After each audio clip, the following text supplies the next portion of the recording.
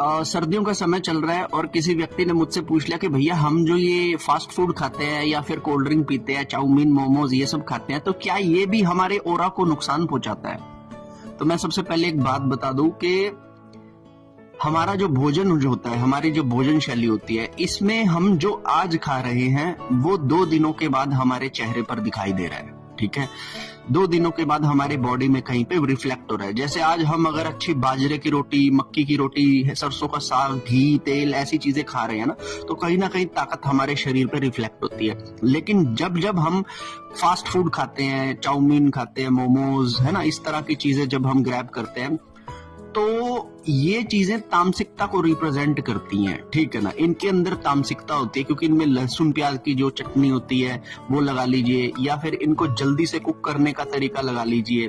ठीक है ना, फास्ट उसमें कुकिंग होती है इन सब की, इसीलिए इन्हें फास्ट फूड भी बोला जाता है। तो जब हम ऐसा आहार खाते हैं तो इस आहार को पचने में बहुत टाइम लगता है। फॉर एग्जाम्पल, आप कभी गूगल पे सर्च कर लेना कि मेयोनीज को डाइजेस्ट होने में कितना समय और टेम्परेचर लगता है, आपको पता लग जाएगा कि आप जो खा रहे हो वो डाइजेस्ट होने में कितना समय लगेगा। अगर इस तरह से चीजें हमारे अंदर अधिक समय तक गली सड़ी अवस्था में पड़ी रहेंगी तो हमारा ऑरा नेचुरली डिस्ट्रॉय होएगा ही होएगा।